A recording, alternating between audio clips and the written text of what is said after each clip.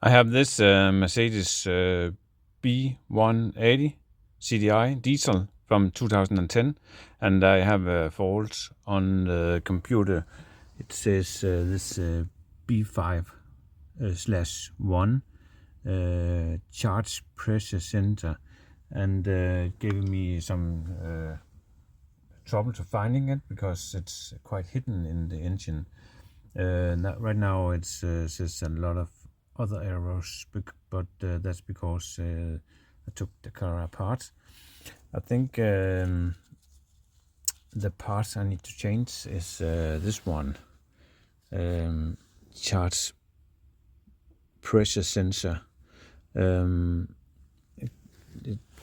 measures some kind of pressure in the manifold.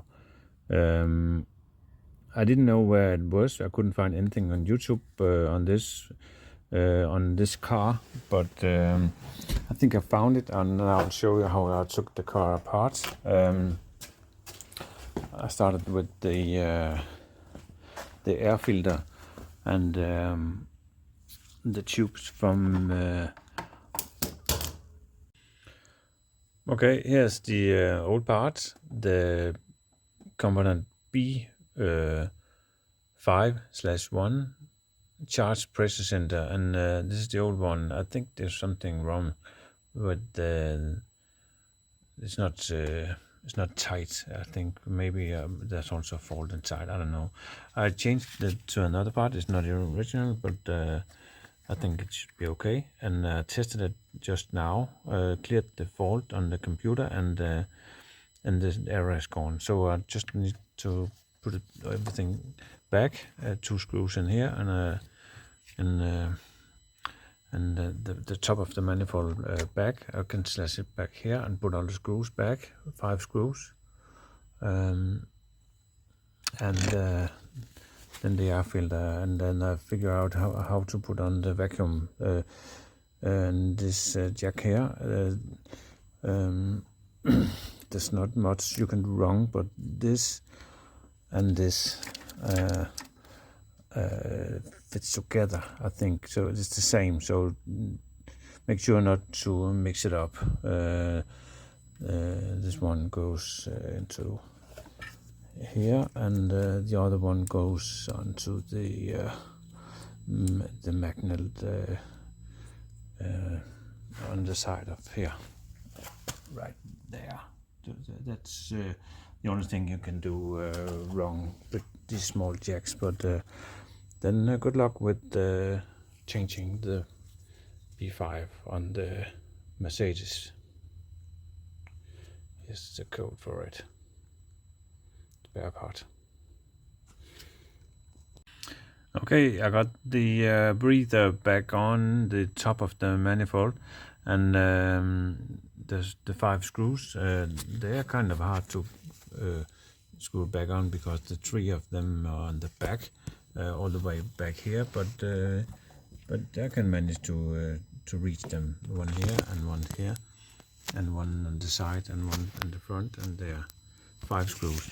Then you could take it and put it back on, and make sure to get these 2 jacks lying on here. So you need to put that into this on the air filter, and then you also need to take the one hose from your EGR and that crosses the air filter, and the other EGR here that goes straight up. So you have to put that on this this U or what you call it, and then you get the vacuum from this one, and the other one get the vacuum from here. This is the vacuum. You take it from this one. Yes. Okay, and then just put the air filter back on, and it shouldn't take more than 10 minutes or so, and I'll be running in again. One thing I forgot before you start everything, you need to take all the fluid from the cooling system out, and you do that down here there's a small screw. You have done that before, but it's down there, the red one. You can see, you can reach it and then just flush out, but you can put a hose on it. I just did that, and you can put a hose from top, or you can find it in here. And there's somewhere that just put a hose on, but it's not easy to see, but down there you need to put a hose on, and you open, and then you open up here, and it flushes all out. And if it's old, then throw it out and put some new in, or if it's kind of new, you just reuse it, put it back in. But remember to close the screw in the bottom, so just not just flushing out. Okay, good luck.